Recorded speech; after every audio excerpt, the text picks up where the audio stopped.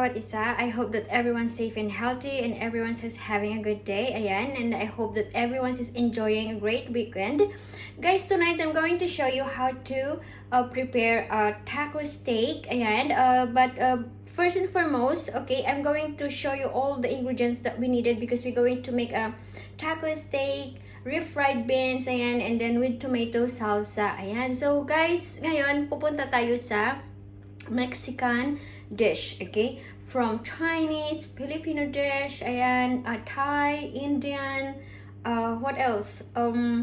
Japanese, Italian, Great Britain traditional dish and all. Ayan. So right now pupunta naman tayo sa Mexico. Ayan, mag-tour around the world po tayo. So here guys, let me show you all the ingredients that we needed. There, of course, we have a tenderloin steak there.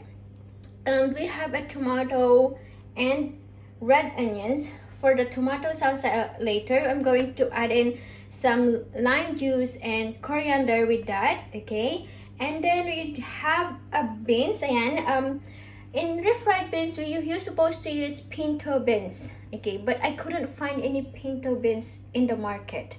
So right now I'm going to try to use the mixed beans instead. Let's see what the outcome later, okay? So in refried beans, we're going to use onions, okay, lime juice, okay, and then some olive, okay, and then some cumin powder. There's the cumin powder and the salt there. You can't really see the salt there. It's so tiny. And some chili flakes, and there the garlic powder. Ayan. So and then of course we need that taco. It's not a taco shell. It's like a taco sheet. Okay, for later. And then what we need as well in the later for the tacos, we need this vegetable, and we're going to grill that later. We have the red onions, red and yellow capsicum, and of course there are fresh coriander for the garnishing later. Ayan, ang kakailanganin natin sa iba. And of course for our taco spice, ayan, gagamit po tayo ng homemade. There, garlic powder, and the salt there, the salt, pepper, cumin powder, smoked paprika, and chili flakes. So that's all the thing that we needed for our recipe for tonight. So please come and join me and stay back and relax. So ayan guys, right now we're going to mix that and the taco spice, okay, and then we gotta marinate the tenderloin. Of course, right now we gotta put them all in the bowl. And the pepper, salt, garlic powder, cumin powder, smoked paprika, and the chili flakes, okay? But if you have a chili powder, then that's much better and nice because they are more soft. And then we're gonna add some olive oil, okay? And guys, later on, whatever left in here, we're going to rub in the vegetable in here. There. Ooh, I think we put too much oil. Okay, that's fine. Okay. So there. And please watch out for the salt. Okay, so it won't be salty as well. Alright, so there. So right now, okay.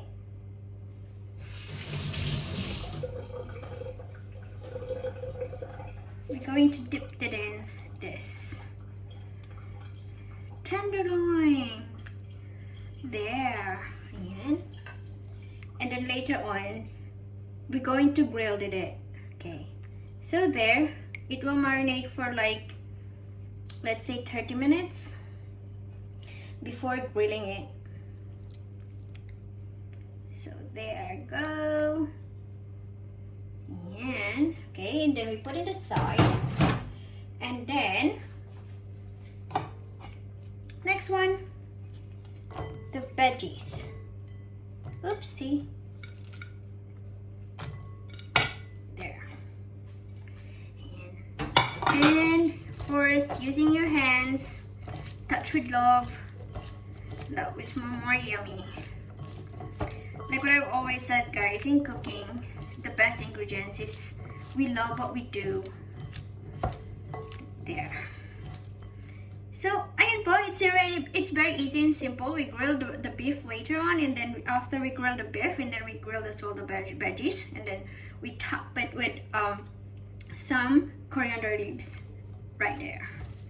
Okay, so right now please join me. We're going to do the refried beans. Okay, oh, sorry, there, so colorful, isn't it?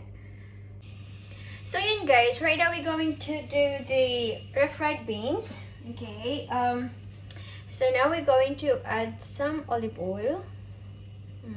Okay, but in other places I'm not sure. I think they were using vegetable oil or canola oil there, corn oil, yeah, there. And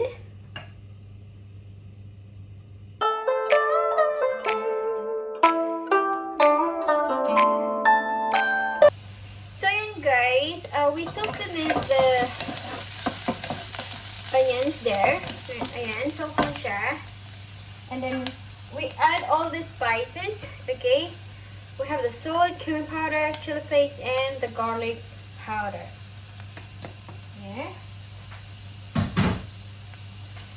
Actually, as you can see, it's really, really simple and easy. There. And okay, and then we add the beans.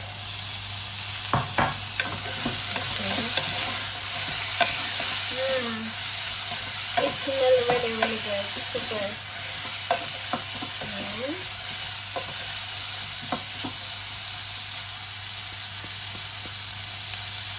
so that's the mixing.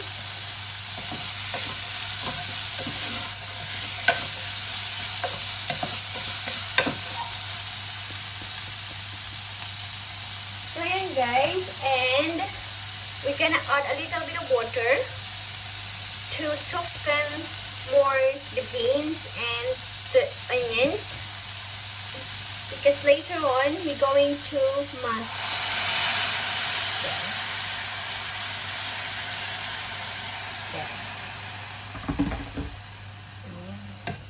Okay, so we're gonna leave it there until it dries up, and then we're gonna mustard it later and mix with the coriander leaves, the fresh one, and the lime juice. Yum. Yum, yum.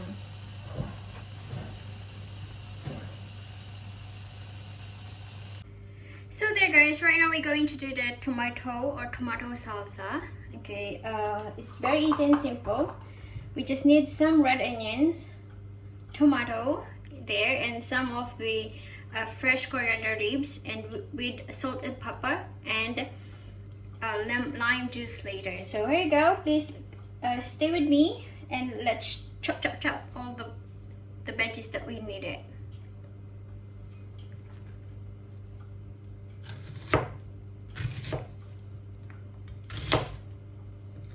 Okay. There you go. Sorry, I'm not that professionally chef who going to chop the veggies like others. I'm pretty scared on the knives. Okay.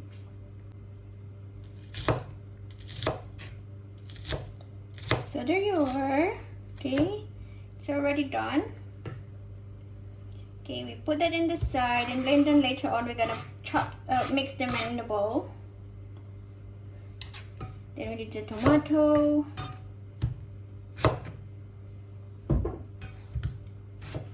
Okay.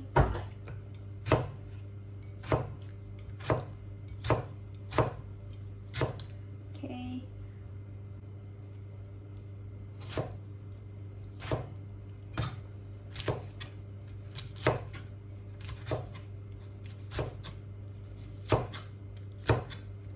So yun guys, it's ready.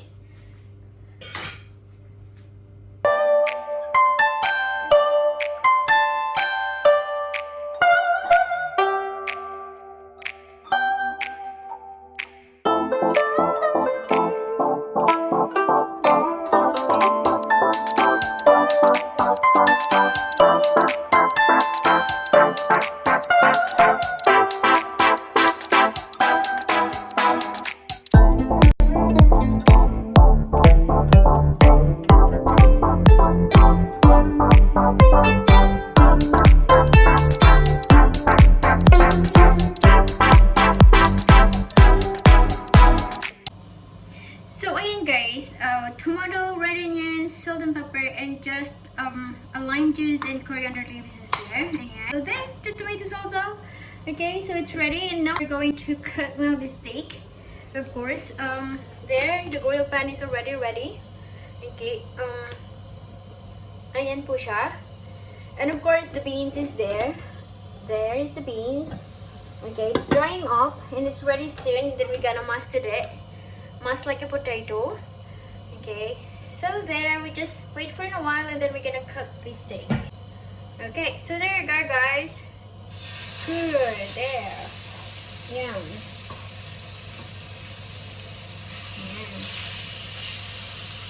Yeah.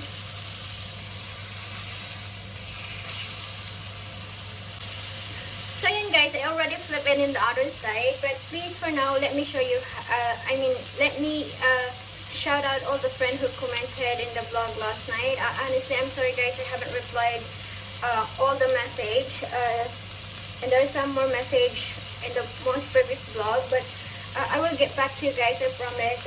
Here we go, please go and follow them. Ayan, ayan po, Monster po, nandito po siya sa Hong Kong, may sisi. And ayan po, I don't know where they came from. I think from United Arab Emirates. Please go and follow. Ayan, Boy Wally, JK Planet, they were in US. Ayan, Simply Ali, Miss Berna Pinoy Story Maker, Triplet Salmero, Becca P. Ayan, Ronald Ray Perry, Idol Amigo, ayan, Ninang Julie's Kitchen, Kuya Narc TV. Ayan po, it's Kusbay, TV Lyrics, and during the screen, please go and follow the family of Tiffany, Joanna's channel, Lalibella, my sisis in Macau, Inday Madam Vans, ayan, Pulutan TV by Ashong, ayan, please go and follow Tita Mit's vlog, that's not Cortez TV, and John Garcia, Loida, my childhood friend, and Alo's Kitchen.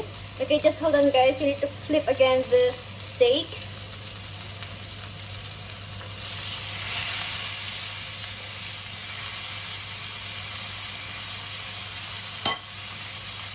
Okay. Because we need these steaks is only a medium rare, okay, and then Alo's Kitchen, Loida's, my childhood friend, Alo's Kitchen, okay, Marvin Couture, Vivian Tercero, okay, Cara 101, my sisis here in Hong Kong, Diverse Canal, Summer PHTV, Samuel Kawagdan, Chora Pinay Diva, ayan, Buhay Provincia Vlog, ayan, nasa provincia sila, and Dora the Explorer of Iloilo, ayan, the bubbly girl ng Iloilo. Please go guys and follow, paki-follow po sila. Nod Curtis TV po, ayan, may LS po siya. John Garcia, may LS din po siya. Please go and follow para ma-update po kayo. And paki-click na rin po yung bell button. Ayan. Simply Art Kusina. Ayan.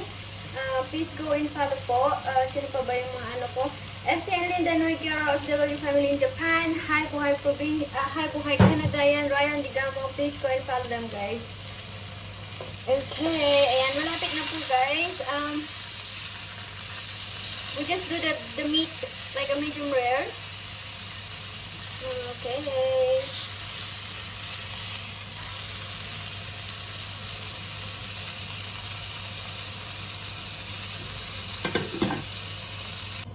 Oh, sorry guys, I didn't show you already what I did in the meat, but I put already in the side. There, I'll show you. There, I covered it in a foil for a while. Just let it aside there by like 10 minutes. And then right now we're going to do the veggies. Ayan, we're gonna grill them.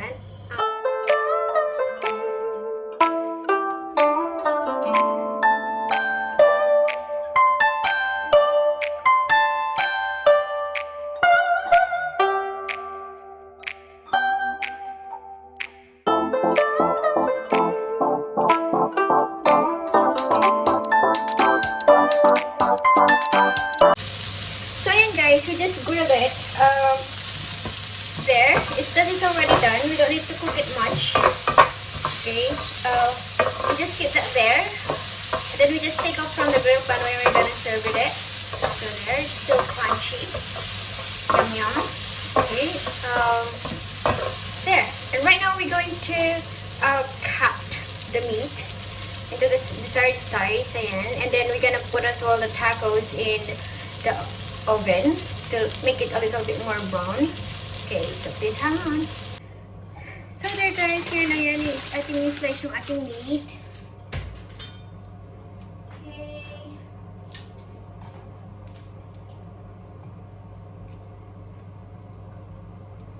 Ooh, there, could you see that?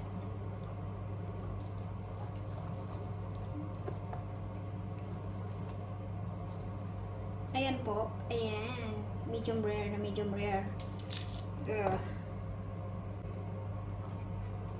So ayan guys, in a restaurant, this is always what they wanted. Look, there, ayan, that's what they call perfection. Okay, and sometimes there are more medium, as in medium rare. Okay, then we keep that in the side like that. Right. Okay. Ayan, yung ating beef. So tempting, my mouth water.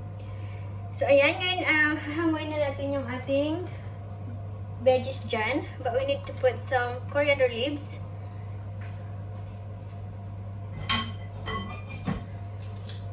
There. The coriander leaves. Need to put some more.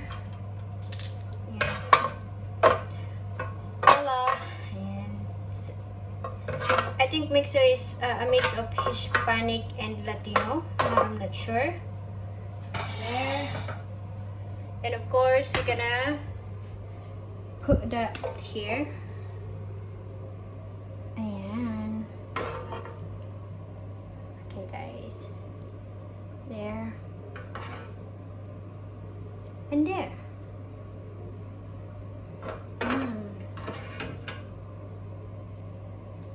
Yummy. Yummy, yummy, yum, yum.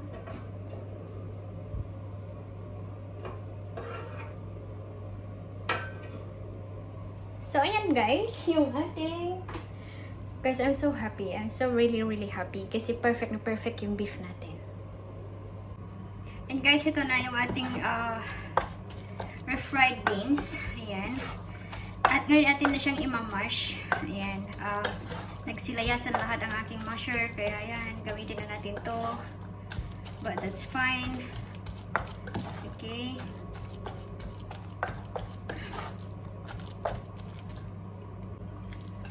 So ayan na guys yung ating refried beans. I add in already the lime. Sorry, I didn't show you. I haven't showed you already. And then we can add some coriander leaves.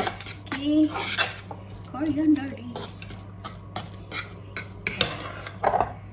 And we're gonna add it here. There. Ayan. Okay. And then there. Ayan. Ayan na po, as you can see. So guys, yan na po yung ating Mexican dish for tonight. Ayan yung ating tacos. Ayan, the beef steak, the steak tacos. There the veggies, the grilled one, and the refried beans. Okay, and then the tomato salsa and the tacos. So again guys, maraming salamat po. As I always says, I don't have silver gold, but the only thing I have is a prayer that the blessings of the Lord will continually flow into your family po, and His guidance and protection will cover your entire family beyond your expectation and imagination po. So guys, maraming salamat. Thank you so much sa lagi niyong pagsama at pag-comment, pag-view sa aking mga videos. And guys, thank you. I'm so grateful and thankful po na nandyan po kayo lagi para sa akin guys. And beyond words po, wala pa akong masasabi how grateful I am. So guys, maraming salamat. Enjoy your weekend. Ayan, stay safe and healthy. And guys, cheers. See you again tomorrow. Ayan, always be positive and fight lang po tayo sa kahit anong mangyari sa ating buhay. So ayan guys, bye-bye. Have a good night and stay safe and healthy. Cheers.